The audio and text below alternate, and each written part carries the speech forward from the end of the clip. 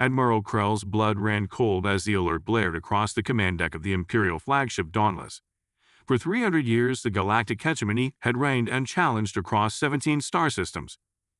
The military doctrine was simple. Any unknown vessel was to be cataloged, tracked, and if necessary, neutralized with extreme prejudice. "Report," he commanded, his six-fingered hand gripping the command rail. Lieutenant Commander Voss looked up from her console, face pale beneath her regulation-cropped hair. "Sir, contact emerged from the void approximately 2.4 million kilometers from Outpost Sigma 9. It's not matching any known configuration in our database." The massive view screen flickered to life, displaying a sleek vessel of unfamiliar design. Unlike the brutalist architecture of hegemony warships, this craft appeared almost organic, all smooth curves and gleaming surfaces that seemed to absorb rather than reflect the distant starlight. "How did it bypass our sensor network?" Krell demanded. "Unknown, sir." One moment there was nothing, then Voss trailed off. The tactical officer, Major Drent, interjected with barely contained alarm. "Admiral, the vessel is accelerating towards Sigma 9 at rates exceeding our fastest interceptors. Projected intercept in 17 minutes. Krell's secondary hearts began to race. 17 minutes. Barely enough time to evacuate essential personnel from the outpost, let alone mount a proper defense. "Attention all battle stations," he announced, voice eerily calm, despite the chaos erupting around him. "This is not a drill. Burst Contact Protocol Alpha is now in effect." Throughout the command deck, officers scrambled to their positions. The mood shifted from shock to the cold efficiency of military precision, the hallmark of hegemony training. "Send warning shots across their trajectory," Krell ordered. Full-spectrum communications burst. "Let them know they're entering sovereign space." The weapons officer complied, fingers dancing across holographic interfaces. 6 high-energy pulses lanced out from the Dauntless, carefully calculated to miss the approaching vessel by a respectful margin. The response was immediate and unexpected. The unknown vessel didn't alter course. Instead, it seemed to flicker. The tactical display showed impossible readings, as if the ship existed in multiple positions simultaneously. "Sir," Voss' voice cracked. "They breached our perimeter defenses. They're communicating on all frequencies simultaneously." The command room speakers crackled alight with a voice that somehow sounded both mechanical and organic. The words were clear in perfect high Imperial dialect, yet carried an undercurrent that sent shivers down Krell's spine. "Attention hegemony vessels. We come in peace. Your warning shots have been noted. We request immediate dialogue with your highest authority regarding matters of mutual concern." Murmurs spread across the command deck.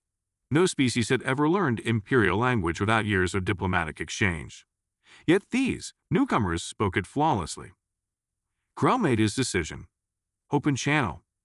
The view screen shifted again, and for the first time in 3 centuries of hegemony expansion, the command crew of the Dauntless beheld something truly alien and undeniably human. The being on the screen was bipedal, with exposed skin the color of pale sand and no protective exoskeleton. Its 2 eyes, just 2, were fixed directly on Krell with an unsettling intensity. Most disturbing was its apparent fragility. No natural armor, no visible defensive adaptations, just soft tissue wrapped around what appeared to be an internal skeleton. "I am Captain Elena Markov of the Earth exploration vessel Horizon," the alien said, its mouth forming the words with uncanny precision. "We represent humanity and the United Earth Alliance." Krell's mandibles clicked in agitation. "I am Admiral Varn Krell of the Galactic Hegemony. You have entered a restricted space without authorization. Explain your presence and capabilities immediately." The human, Markov, nodded slightly. "We understand your caution, Admiral. Your civilization has been under our observation for approximately 30 of your standard years. We've chosen this moment to initiate formal contact." A cold wave of shock rippled through the command deck. 30 years of surveillance. Impossible. The hegemony's sensor networks were the most advanced in known space.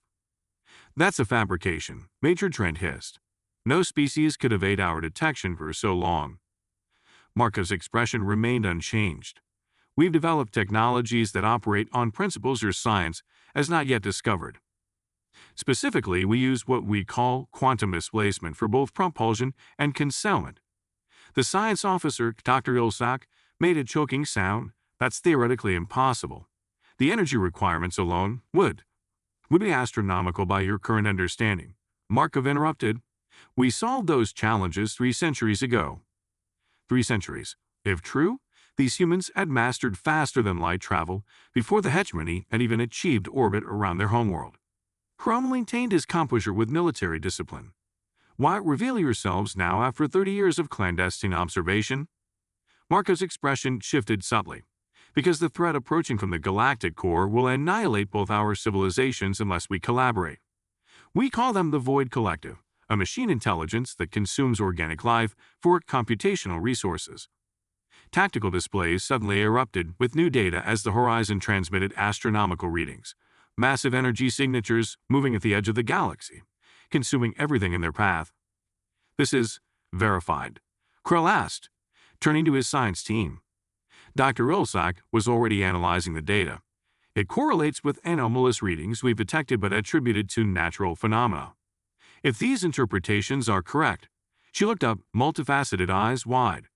We have less than 5 years before they reach our outermost colonies. Captain Markov leaned forward. Admiral Krell, humanity extends its hand in alliance. We possess technologies you need. You have resources we require. Together we might survive what's coming. As the implications sank in, Krell realized the hegemony's 3 centuries of unchallenged dominance had been an illusion. They weren't the apex civilization they believed themselves to be, merely one species among many in a far more dangerous universe than they had imagined. Captain Markov, Krell said finally, I believe we have much to discuss. The diplomatic shuttle departed from the Dauntless with Admiral Krell and a hand-selected delegation aboard. Against the advice of his Security Council, Krell had agreed to meet the humans on neutral ground, an uninhabited moon orbiting the gas giant in the Sigma-9 system. This is unprecedented, muttered Security Chief Mazla, checking her sidearm for the 3rd time. Meeting an unknown species outside our defensive perimeter. Need I remind you, Krell replied, that if these humans wanted to harm us, they've had 3 decades of opportunity. The shuttle descended through the moon's thin atmosphere. Below, the horizon had already landed, its hull shimmering with an iridescence that defied conventional material science. Beside it stood a small delegation of 5 humans. As Krell's party disembarked, the differences between the species became starkly apparent. The hegemony representatives towered over the humans by nearly a meter, their chitinous exoskeletons reflecting the weak sunlight. By contrast, the humans appeared almost childlike in their vulnerability. Captain Markov stepped forward. In person, Krell could see fine lines around her eyes and strands of silver in her dark hair, signs of biological aging that the hegemony had engineered out of their species centuries ago. Admiral, she said, extending her 5-fingered hand in what must be a cultural greeting. Thank you for agreeing to this meeting. Krell extended his primary manipulator in return, careful to retract his defensive spines. The human skin felt alarmingly warm and soft. Captain, I brought our leading experts in xenobiology, quantum physics, and military strategy. Markov nodded. Excellent. We prepared a detailed briefing on the Void Collective. But first, she gestured to a portable structure erected nearby. We thought a shared meal might break the ice, as we say. A shared meal? Krell's secondary antennae twitched in surprise. We've analyzed her nutritional requirements extensively, said one of the humans, stepping forward. I'm Dr. Thomas Rivera, xenobiologist. We've prepared consumables safe for both species. The security team exchanged alarmed glances, but Krell waved off their concerns. This gesture, preparing food compatible with hegemony biology, required intimate knowledge of their biochemistry. It was both impressive and unsettling. Inside the structure, 2 tables had been set up, one at hegemony standing height, one lower for the humans. The meal proceeded with cautious formality, interspersed with basic cultural exchange. How have you hidden your civilization from us? Dr. Ilsak finally asked the question burning in every hegemony mind. Dr. Rivera smiled. We haven't, not entirely. You've detected us several times, but your algorithms classify the data as sensor anomalies. Humanity learned early to maintain a low profile. We encountered other civilizations before yours that were less amenable to diplomatic solutions. And yet you mastered technologies beyond our understanding, Krell observed. Markov nodded. Necessity. Earth was dying when we developed our first FTL drive. We had to evolve or perish. After the meal, the humans activated a holographic display showing the galaxy in miniature. Red markers indicated the advance of the Void Collective. They'd consumed 12 advanced civilizations in the past millennium, explained the human military attached Commander Ortiz. They break down organic matter into computational substrate, essentially converting living beings into processing nodes for their collective intelligence. Krell watched the simulation with growing dread as entire star systems winked out, replaced by an expanding network of red. "How do you propose we fight such an enemy?" he asked. Marco's expression was grim. "With technology we'll share with you, and with something the collective doesn't understand, which is unpredictability, creativity. The biological chaos they seek to eliminate is actually our greatest strength." Marco's eyes met Krell's compound gaze. "The hegemony values order and hierarchy. Humanity thrives on innovation and adaptation. Together we might be unstoppable." For the first time in his distinguished career, Admiral Krell felt something unprecedented, hope born from acknowledging his civilization's limitations. 1 week after first contact, the Imperial Palace on Hegemony Prime buzzed with unprecedented activity. The Sovereign Council, 12 of the most powerful beings in Hegemony space, had convened an emergency session to meet with the human delegation. Krell stood at military attention as the massive doors to the council chamber swung open. The ancient room, with its vaulted ceiling and walls inscribed with the complete military history of the hegemony, had never before admitted non-hegemony beings. Captain Markov walked beside him, now dressed in formal diplomatic attire that had been hastily designed to accommodate human physiology while adhering to hegemony protocol.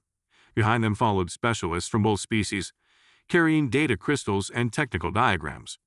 The Sovereign Council recognizes Admiral Varn Krell and Captain Elena Markov of Earth, announced the court herald, voice echoing through the cavernous space. Sovereign Imperator Tyzak, ruler of the hegemony for over a century, studied the humans with compound eyes that gleam with intelligence and suspicion. "We have reviewed your preliminary data regarding this Void Collective. Verification is still ongoing."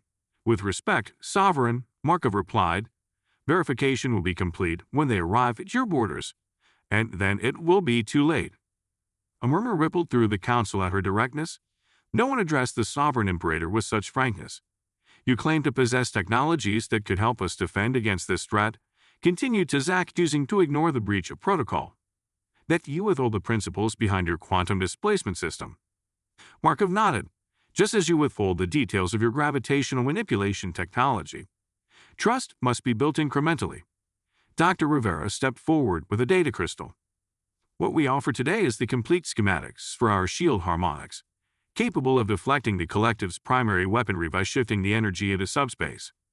Dr. Ilsak accepted the crystal with stunned reverence. This would require complete reconfiguration of our defensive systems, which we're prepared to assist with," said Commander Ortiz, "in exchange for access to your antimatter production facilities."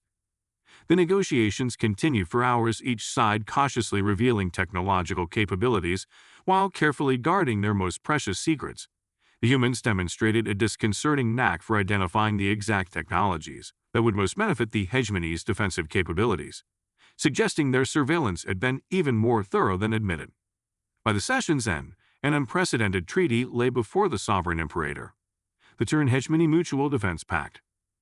As Tyzak's signing claw hovered over the document, he fixed Markov with an unblinking stare. "There is still much your species hasn't revealed. What assurance do we have that humanity doesn't pose a greater threat than this collective?" Markov met his gaze. "Because we could have conquered the hegemony decades ago if that had been our intention. We choose cooperation because isolation leads to extinction.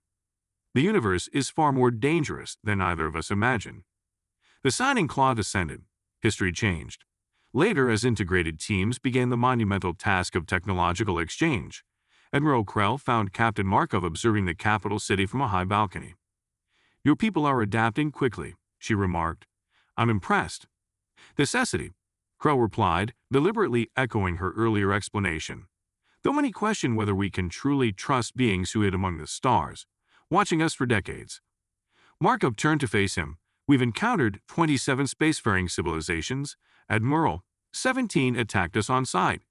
5 attempted to enslave us. 3 tried to study us as specimens. Only 2, including yours, have shown capacity for true alliance, and yet you still chose to approach us. Because humanity's greatest strength isn't our technology, she said quietly. It's our conviction that different species can achieve more together than apart. Every civilization that faced the collective alone has perished. We refuse to be next, and we refuse to let your people face that fate either. Krell's antennae twitched in what humans would never recognize as the HFY equivalent of a smile. Then we have more in common than appearances suggest. 6 months after the signing of the Defense Pact, the military shipyards orbiting HFY Prime had been transformed. Where once identical warships were mass-produced according to unchanging designs, now experimental vessels incorporating human innovations took shape alongside conventional battlecruisers. Admiral Krell's flagship, the Dauntless, had undergone extensive retrofitting. Its bridge now accommodated both species, with human-designed interfaces alongside traditional HFY control systems. The ship had become a floating laboratory for interspecies cooperation, and the tensions that inevitably followed. These shield modifications are compromising our power distribution grid, complained Chief Engineer Roz, waving a diagnostic tablet at Commander Ortiz. The harmonics are destabilizing our antimatter containment fields. That's because you're routing them through your traditional power conduits, Ortiz replied calmly. The quantum wave guides need to be isolated from conventional energy systems. Krell watched the exchange with growing appreciation for the human's patience. His species prided themselves on engineering precision and methodical processes, valuable traits that had built their empire but now hampered the rapid adaptation required to meet the coming threat. Captain Markov entered the bridge, followed by Sovereign Advisor Lezek, a direct representative of the Imperator himself. Admiral, Markov began without preamble. Our long-range quantum sensors have detected accelerated collective activity. Their advanced fleet will reach the Epsilon sector within 3 months, not 5 years as we initially projected. The bridge fell silent. How is that possible? Krell demanded. Your original calculations were based on their previous expansion patterns. Markov cut in. They'd never encountered a technological alliance like ours before. Something about our preparations has triggered an aggressive response. Advisor Lezak's mandibles clicked rapidly, a sign of extreme agitation. They know we're preparing. They've accelerated to eliminate us before we're ready. Or, suggested Dr. Rivera, who had been working quietly at a science station, they fear what our combined technologies might achieve. Krell turned to his tactical officer. How many vessels have been retrofitted with the new defensive systems? 23 battle-ready ships, Admiral, another 47 in various stages of modification. Not enough. Not nearly enough to face what was coming. We need you to evacuate the border colonies, Lizek stated flatly. Consolidate our forces around core systems. No, Markov said with such force that everyone turned to stare at the comparatively small human. That's exactly what they want, stirred you into concentrated groups for efficient processing. We need to do the opposite. She strode to the tactical display and activated a command sequence. The galactic map transformed, showing scattered defensive positions and what appeared to be deliberate vulnerabilities. Distributed defense, she explained. Small, mobile task forces utilizing quantum displacement to appear and disappear unpredictably. Strike their processing nodes, then vanish before they can adapt. Krell studied the proposed strategy with growing unease. It contradicted centuries of HFY military doctrine, which emphasized overwhelming force concentration and impenetrable defensive lines. You're suggesting we abandon established strategic principles in favor of guerrilla tactics? I'm suggesting we fight asymmetrically, Markov replied. The collective anticipates conventional responses because that's what every other civilization has attempted. They've optimized their approach accordingly, and the strategy has proven successful elsewhere? Lizek demanded. Markov's expression darkened. No, because no one has tried it. Every species before has fought according to their established military doctrine, and every species has fallen. A heavy silence descended on the bridge. Finally, Krell made his decision. Prepare a modified version of Captain Markov's strategy. We'll maintain our defensive perimeter as planned, but deploy human HFY hybrid task forces behind it, operating according to these new parameters. As the orders went out, Markov approached Krell privately. There's something else you should know, Admiral. We've detected unusual energy signatures from within HFY space. Patterns consistent with collective infiltration units. Krell's secondary hearts skipped a beat. Impossible. Our internal security is designed to detect threats you've encountered before. Markov finished gently, The collective sends advanced nanoprobes disguised as cosmic radiation. They infiltrate communication systems, gather intelligence, and prepare for the arrival of the main force. "Why didn't you tell us this earlier?" Krell demanded, anger flaring. "Because until yesterday, we had no way to detect them without alerting them to our awareness." Markov handed him a small device. "This will find them." "But Admiral," her eyes held his, "trust no transmission, no matter how official it appears. Quantum displacement complete. We've emerged behind the third moon, as planned." Lieutenant Commander Voss's voice was steady, despite the tension permeating the ridge of the Dauntless. The view screen showed the gas giant Epsilon 6 looming before them, its swirling storms casting strange shadows on the small fleet of 7 ships, 4 hegemony vessels and 3 human craft, hidden in its magnetic wake. Admiral Krell studied the tactical display. Status of the collective vessels: 17 ships of varying configurations approaching the colony on Epsilon 6A, reported Major Drent. Their energy signatures matched the profiles provided by Captain Markov's team. On cue, Markov entered the bridge from the adjacent strategy room. In the past month, she had grown noticeably thinner, dark circles forming beneath her eyes, physical manifestations of stress that hegemony physiology concealed more effectively. "The collective will begin atmospheric descent in approximately 12 minutes, she said. "They'll deploy harvester units to the population centers first." Krell nodded grimly. Despite the evacuation order, thousands of colonists remained on Epsilon 6A, either unwilling or unable to leave their homes. Each one represented potential computational material for the enemy. "Battle stations," Krell ordered. "Prepare to execute attack pattern chimera." Throughout the small fleet, hybrid crews of humans and hegemony personnel moved with practiced efficiency, a testament to the intensive joint training regimen implemented over recent months. "Chimera formation confirmed," Voss announced. "All vessels report ready status." Krell exchanged a glance with Markov. This would be the first true test of their combined tactical approach, and their first glimpse of the enemy that had consumed 12 civilizations before them. "Execute," Krell commanded. The 7-ship fleet split into 3 elements. 2 hegemony cruisers with human tactical officers emerged from hiding on conventional drives, seemingly making a frontal assault. Meanwhile, the Dauntless and 2 human vessels activated their quantum displacement drives, vanishing from normal space only to reappear seconds later in the collective's vulnerable rear formation. The remaining 2 ships maintained position, ready to extract the attack force if necessary. "Collective vessels are reorienting toward our decoy force," Trent reported. "They've taken the bait." The view screen showed the enemy ships for the first time in detail. Unlike the geometric precision of hegemony vessels or the flowing lines of human craft, the collective ships defied easy classification. They appeared almost cancerous, asymmetrical growths of dark metal interspersed with pulsing crystalline structures that emitted sickly green light.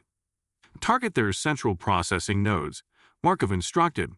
The crystalline structures. The Dauntless fired its newly modified weapons arrays. Beams of coherent energy, modulated according to human specifications, struck the nearest collective vessel's crystalline center. For a moment, nothing happened. Then the crystal shattered, releasing a cascade of energy that tore through the ship's superstructure. "Direct hit," Voss exclaimed. "Target neutralized." Similar reports came in from the other ambush vessels. The collective ships, caught unprepared for an attack from behind, lost 4 vessels in the opening salvo. "They're adapting," Markov warned, pointing to the tactical display. The remaining enemy ships were rapidly reconfiguring, their structures flowing like liquid metal to create new defensive formations.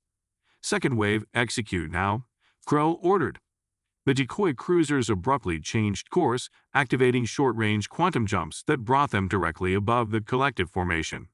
They unleashed a barrage of antimatter torpedoes, hegemony weapons enhanced with human guidance systems that tore through the enemy's hastily assembled defenses. For 15 intense minutes, the battle raged across the Epsilon 6 system. The combined fleet executed a dizzying series of quantum jumps, never remaining in one position long enough for the collective to target them effectively. When it ended, 13 collective vessels had been destroyed. The remaining 4 retreated into deep space, vanishing from conventional sensors. On the Dauntless Bridge, a cheer went up from both human and hegemony personnel. Even Krell permitted himself a brief mandible click of satisfaction. "Damage report," he requested. "Minor damage to 2 vessels," Voss replied. 3 casualties, 1 human, 2 hegemony. The cost had been far lower than any of their simulations had predicted. Their unorthodox tactics had worked. Yet Markov wasn't celebrating. She stood silently before the tactical display, her expression grave. "Captain?" Krell inquired. "This was too easy," she said quietly so only he could hear. "The Collective destroyed the Arcadian Empire in less than a day, and the Arcadians had technology nearly as advanced as the hegemonies. Perhaps our combined approach was more effective than anticipated." Markov shook her head. "Or this wasn't their main force. Admiral, I believe this was a test. They were assessing our capabilities, our tactics." A chill ran through Krell's exoskeleton. "You believe they sacrificed these ships deliberately?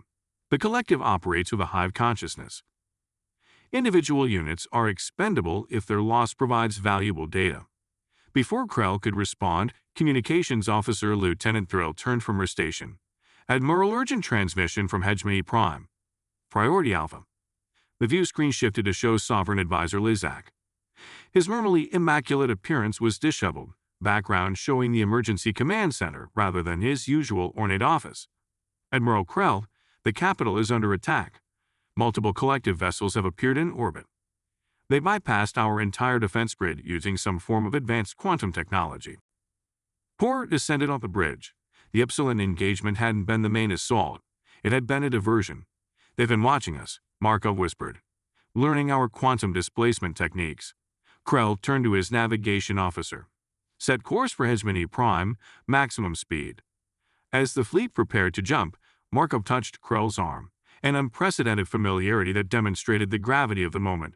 "Admiral, if they've already adapted to quantum displacement, heading directly to the capital could be exactly what they want." "I have no choice," Krell replied. "The entire Sovereign Council is there." "Then we need a new approach," Markov said, determination hardening her features. "Something they haven't seen yet." The Dauntless emerged from quantum displacement amid chaos. The space around Hegemony Prime swarmed with Collective vessels, far more than intelligence had suggested possible. The mighty orbital defense platforms, Pride Hegemony Engineering, hung shattered and lifeless. 17 Collective capital ships, Major Drent reported, voice strained. Hundreds of smaller craft. "They've established a blockader on the planet." Admiral Krell absorbed the tactical situation with growing dread. Even with their improved technology at hybrid tactics, their small fleet stood no chance against such overwhelming numbers. "Where are our defense fleets?" he demanded. Communications Officer Thrill shook her head. "No response on any channel, Admiral. Wait." Detecting encrypted burst transmission, human protocols. Captain Markov leaned over the console. "It's from Commander Ortiz. His team was on Defense Station Alpha when the attack began." Her face paled as she decoded the message. "The Collective has taken control of our communications network. Every order to concentrate our forces came from them. They've been using our own command structure against us."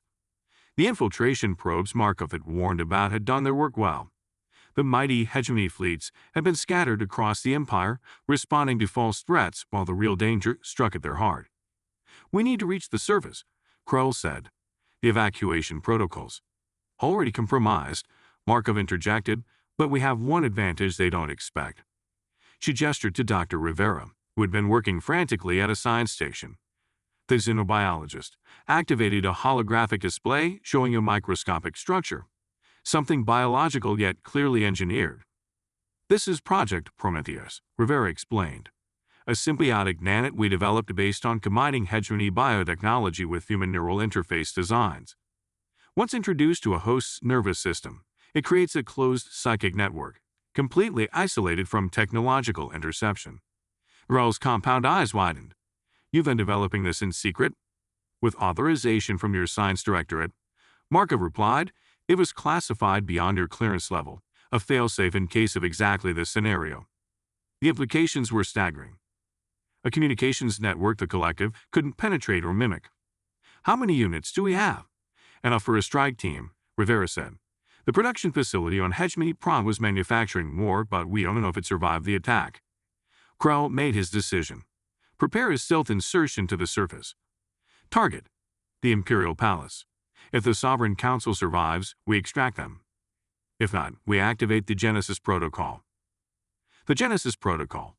the hegemony's ultimate contingency plan, requiring the genetic material of the sovereign imperator to activate planetary defense systems, key to royal DNA. There's something else, Markov said quietly, something we haven't shared until now. She nodded to Commander Ortiz's final transmission. The collective ships have surrounded the planet but haven't begun large-scale harvesting. They're searching for something specific. The Imperator, Krell reasoned. No. Markov's eyes met his. They're searching for humans. Specifically for the data cores we've distributed throughout your empire. Krell's antennae twitched in confusion. What data cores? Insurance, Markov explained. In every civilization the collective has destroyed, they've adapted to, and eventually overcome whatever unique defenses that species possessed. But they've never encountered humanity before, never had to adapt to our particular brand of chaotic innovation. Understanding dawned. You've hidden your knowledge across our worlds. Markov nodded. Complete archives of human history, science, art, philosophy, and most importantly, our approach to problem solving. If the collective destroys us, those cores contain everything needed for your civilization to carry our legacy forward. The gesture was both profound and heartbreaking, a species preparing for its possible extinction by entrusting its essence to another. Krell stood straighter, all four arms moving into the formal salute of the hegemony fleet. We will not fail at trust, Captain. The insertion team, a mix of the best hegemony commandos and human special forces, prepared for deployment. Each received an injection of the Prometheus nanites, linking their minds in a network that transcended species barriers. As the stealth shuttle prepared to launch, Admiral Krell addressed the assembled fleet, knowing it might be his final order. All vessels implement Operation Firewall. Deploy quantum mines according to human specifications, then scatter to designated rally points throughout the system. Maintain communication blackout until you receive the coded signal. On the shuttle, Krell found himself seated beside Captain Markov, both now dressed in combat gear designed for their respective physiologies. In 300 years of military service, he said, I never imagined making a last stand alongside an alien species I'd only known for months. Markov checked her weapon, a hybrid design incorporating hegemony power cells with human targeting algorithms. Humanity has a saying, the enemy of my enemy is my friend. But I prefer another. A friend in need is a friend indeed. An elegant sentiment, Krell replied. We have a similar proverb. Those who face the void together see each other's true form. The shuttle launched, using modified quantum displacement to slip through gaps in the collective blockade. As they descended toward the burning capital city, Krell felt the strange sensation of the Prometheus nanites linking his consciousness with Markov's and the rest of the team, a union of minds that preserved the unique perspective of each individual, while creating something greater than the sum of its parts. In that moment of connection, understanding flowed both ways. Krell experienced the fierce individuality that drove human innovation, the relentless questioning of established wisdom. Markov glimpsed the profound sense of order and continuity that gave the hegemony its resilience through the centuries. Two approaches to existence, seemingly contradictory, yet perfectly complementary when faced with an enemy that sought to reduce all life to mere computation. The shuttle touched down at the ruins of what had once been the most magnificent city in hegemony space. The team moved out, linked in silent communication through the Prometheus network. What they found in the shattered Imperial Palace would determine not just the fate of their two species, but perhaps of all biological life in the galaxy. For the first time in its long history, the hegemony fought not for domination, but survival. And for the first time, humanity had found an alien civilization it deemed worthy of its greatest gift, the chaotic, brilliant, unpredictable nature that made them human. As dawn broke over Hegemony Prime, the unlikely allies advanced toward their destiny, two different species united by a shared commitment to life's most fundamental quality, the right to determine its own future, free from the cold calculations of the void.